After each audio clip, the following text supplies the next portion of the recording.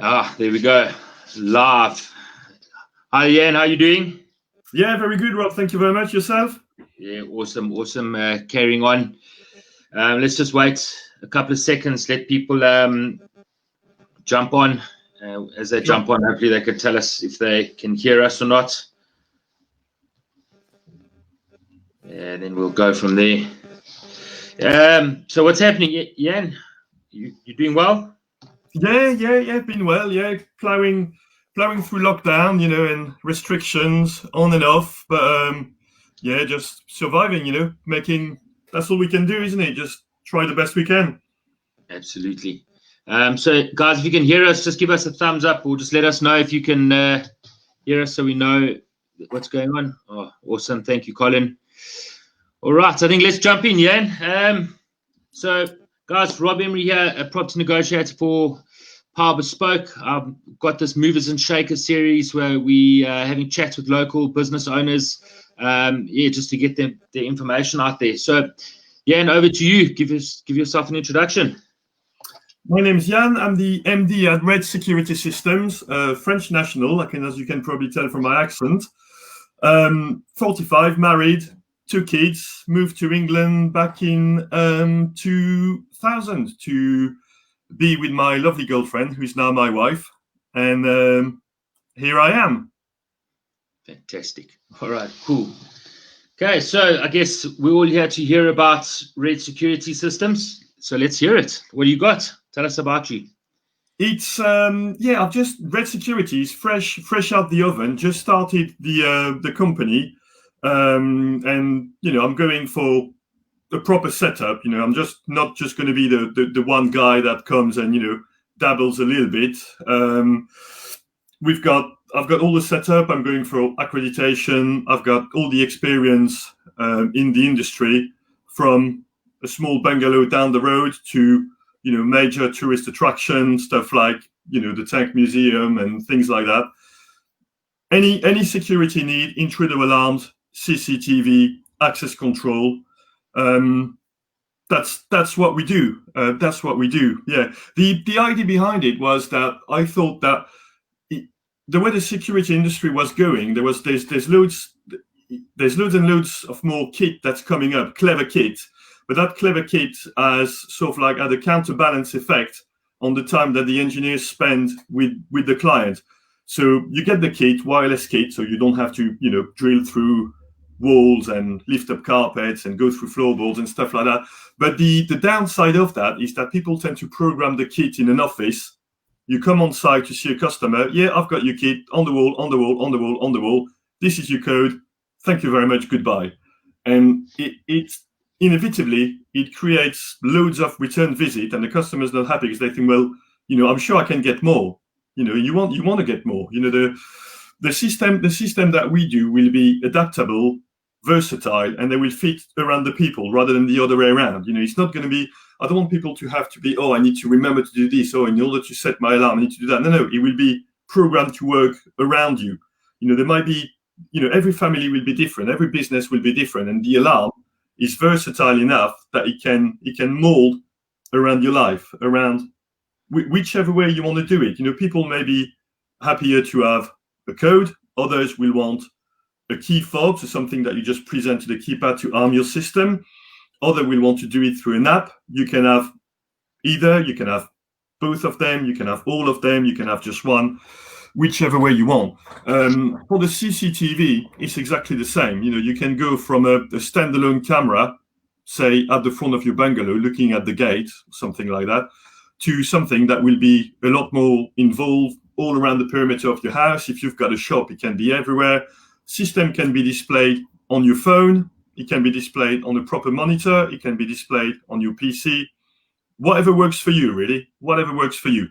So yeah, that's the idea behind it. Yeah, to go for a proper outfit that will be recognized as as something that gives you more than just somebody breaks in, it makes a noise, but I need to remember to do this, remember to do that. No, I want to give people loads of options so that the alarm system integrates with their everyday life.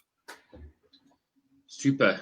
Okay, so I guess that's a bit about where you are and how you came about.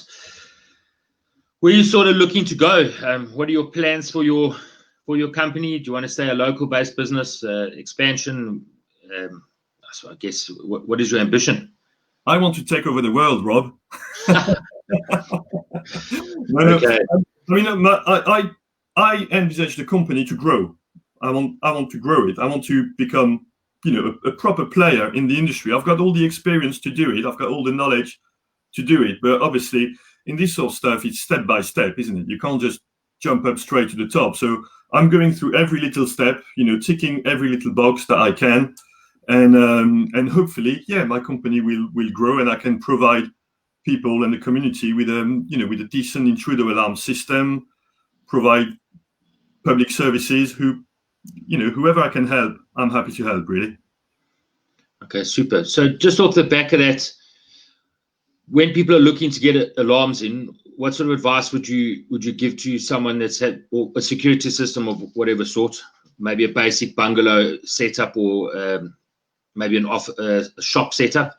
What sort of advice would you give to those people? Well, the security system, whether it be CCTV or intruder alarm, it will work like layers. So you will have for a bungalow, for example, you will have the limit of your property. So you can have a fence, you can have a gate. After that, when you come closer, you can have a floodlight that will come on if people get to your property. You can have a camera that's visible, so people will know that they're being recorded. That's another thing that people need to be careful about, whether it's a business or whether it's a domestic. The Data Protection Act has changed. So if you are now filming from your property to a public pathway, you need to make sure you have the right things in place to do that. That's something that is worth bearing in mind.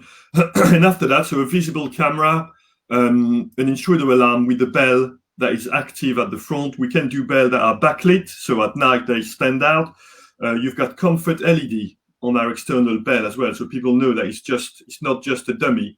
And after that, when you come to the property itself, obviously strong windows, proper lock, and then if ever that doesn't stop anyone, when they come in, loads of noise as the alarm come out. You can get a notification on your phone. You can get a system that will actually be notified to the police if they go off. And then if you combine that with your CCTV, you can then check on your phone to see who's there. You can actually play back what's happened. You can save the footage to your phone. And that will be all the different layers that you can put in place.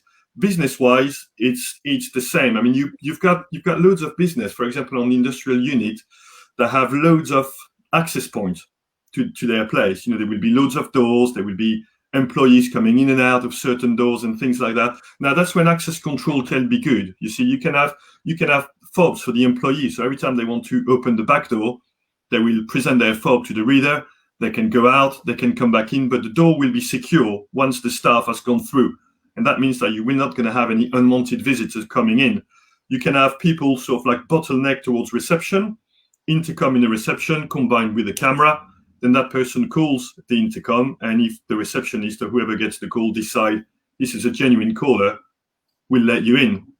So yeah, you that comes back to what I was saying before. It's important to think how you home or how your business operates, and then from there on you decide how you're going to organize your walls of security to make sure that your property is safe, your staff is safe, yourself, and your livelihood, basically. Oh, super. I guess then that probably brings us on to, we're all sitting in a bit of a tough climate at the moment. How are you finding it, I suppose, as a startup, really? And how are you dealing with the current climate? Are you still able to get to people? Are you doing remote consultations, or how are you getting about getting new clients or speaking to potential clients? We can do both. I mean, we've got all the equipment, all the hand gel, all the mask, the overshoes to actually come and visit people. Obviously, if we do that, we'll ask people to keep a safe distance, and maybe be just one person in the house. I know it's not always practical, but you've got to try as hard as you can. You can do remote surveys as well, so you can talk to people like we're doing now, through FaceTime or something like that. That work as well. You never get the same feel than when you physically go and visit the place, of course, but you've got to adapt. You've got to try. Now, in terms of the work, it's trying to work and install things with a mask on. It can be a bit challenging. You tend to overheat a little bit, but that's just what you've got to do. But interestingly enough, that has bring more demand to the industry. The reason being, because people work at home now, you've got two things that happen. The industrial unit of the office will be left empty more often, therefore making it a target. And the other part of that is that people will now work from home, so their livelihood is in their home. You've got your computer, you've got all your IT equipment, your printer, your phone, and the data that you keep as well. So all of that obviously will need to be safe and protected. So in that sense, it also provides more demands for my industry. Absolutely. I suppose that with the new challenges come new opportunities. It's true. It's true. More demands. Yeah. Yeah, that's it. Okay, cool. So how do we get into contact you if someone wants to reach out and have a chat? What's the best way to get a hold of you? Well, we've got our website is being built at the moment. We've got a holding page, so you can go on the holding page. There is a phone number that's active 24/7. There's an email address, Facebook Messenger. Anyway, social media is probably the most easier way to communicate instantly with people. But whichever way people find more convenient, really. I'm very versatile. I'll be at the other end, or there will always be somebody there to answer the call and to find a solution to offer to people. Yeah, fair enough. So I think when we've done with the live, maybe we can chuck some contact details and links to pages and websites and phone numbers, whatever, in the comment section when we're done. Absolutely. Cool bananas. Anything else you'd like to share about what you do?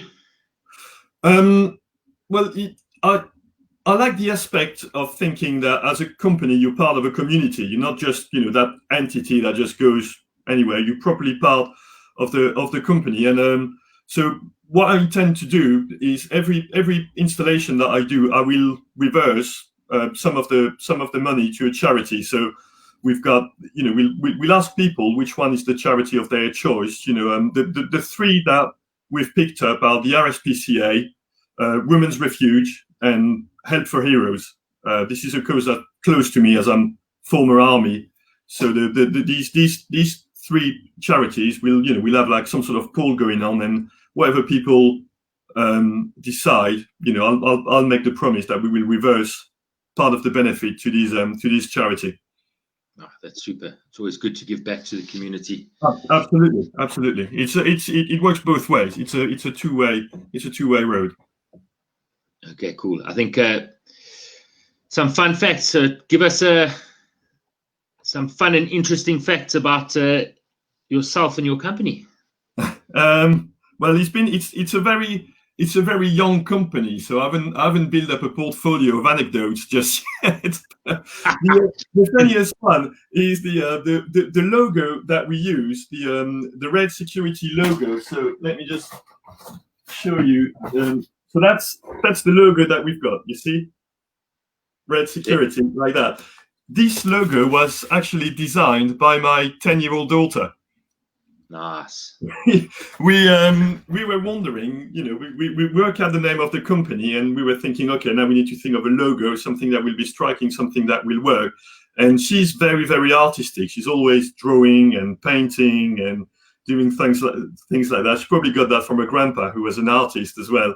And she just came back from her bedroom saying, "Oh, I thought of that." And we were like, "My God, that's brilliant! Let's go for that." But that's where the red security logo comes from.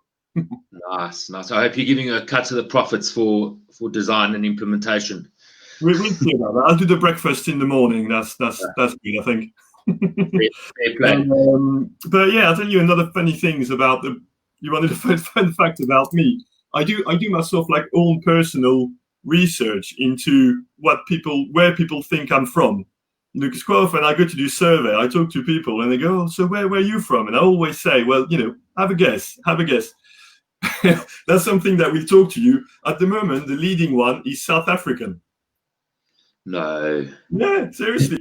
Seriously. South African, followed by Dutch, and then French. Go figure. Crazy. Crazy. People don't think I come from South Africa. If you want to know, it's Australia, New Zealand, Canada. That must be hard. Anyway, all right. I think we've just about covered everything. We'll call it a day there. Thank you, everyone, for watching. Yann, thank you very much. Awesome to hear about you. And we'll catch up with you soon. Absolutely. Cheers. Thank you. Bye.